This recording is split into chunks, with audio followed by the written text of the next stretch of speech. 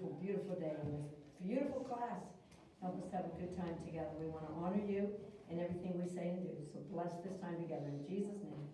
Amen. Amen. Would you take your Bibles? Bibles should never be on the floor. Thank you. I want all of you to find Matthew 17. Okay? Matthew 17. Matthew is where your blue. You guys don't have Bibles? 17 verse 1. I have it. No, you have it. Hang on to it.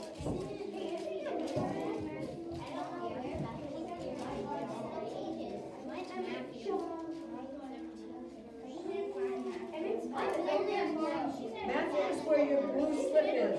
You have a blue slip. First book of the New Testament. Okay? Matthew 17.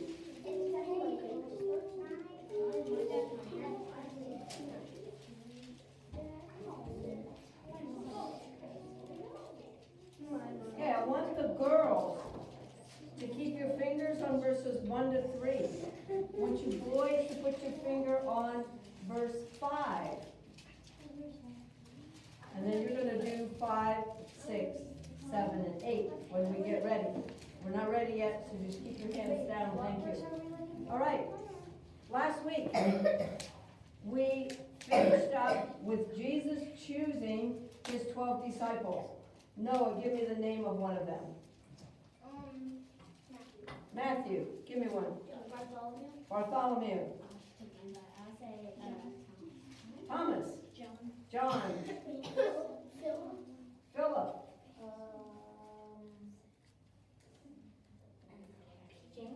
James. Luke was not one, although he was a writer of one of the Gospels. Who did we miss? Okay. If you remember the song, there were 12 disciples Jesus chose to help him. How's it go? Peter, Simon, Andrew, James, his brother John, Philip, Thomas, Matthew, James, the son of Alphaeus.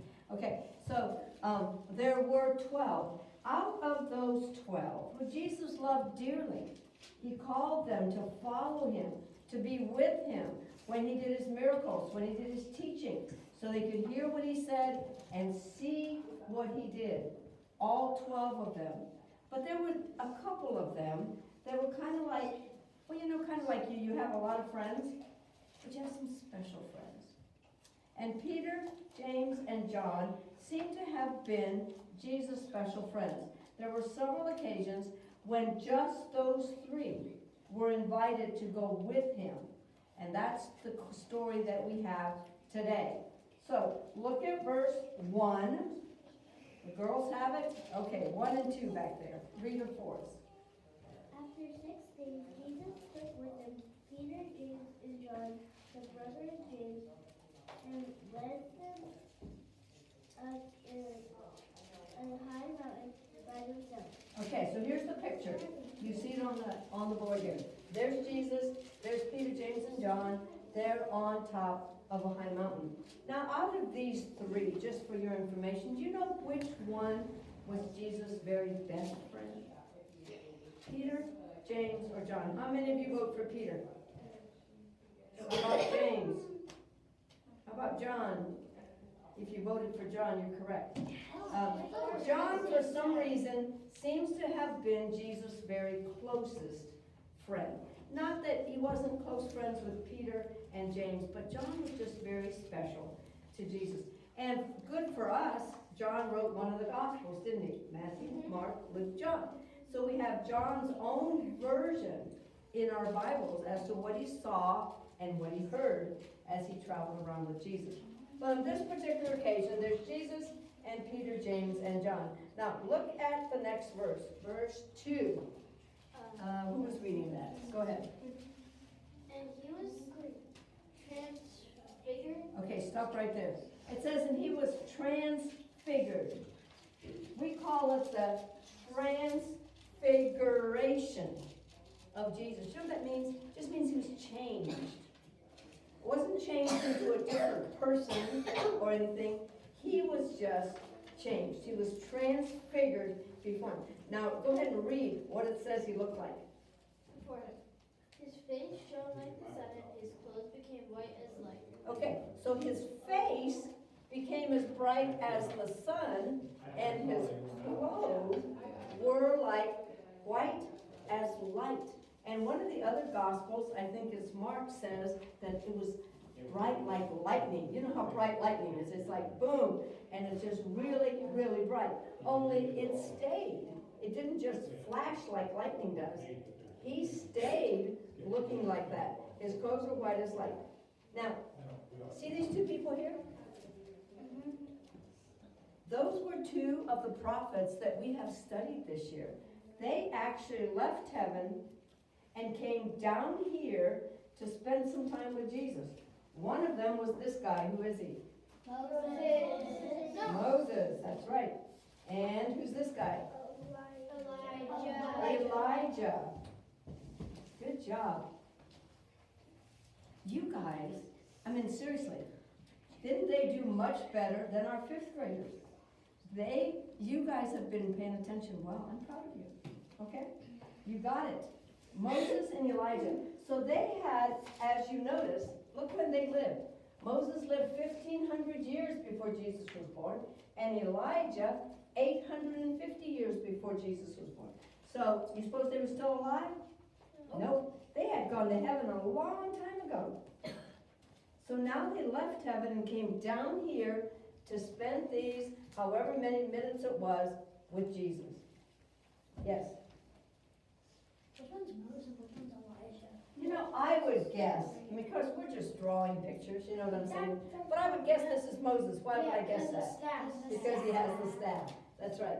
You can't see Moses without a staff, right? Yeah. Does Moses have a staff in heaven? Probably not. Yeah. Probably doesn't need one up there. But when we think Moses, we see staff, don't we? Yes. Okay, why don't you read verse 3. That's the one we just talked about. And behold, they appeared to them, Moses and Elijah talking. All right, would you like to know what they talked about? Yeah. So would I. But Matthew here doesn't tell us anything. He just says they talked. But I think it's in Luke.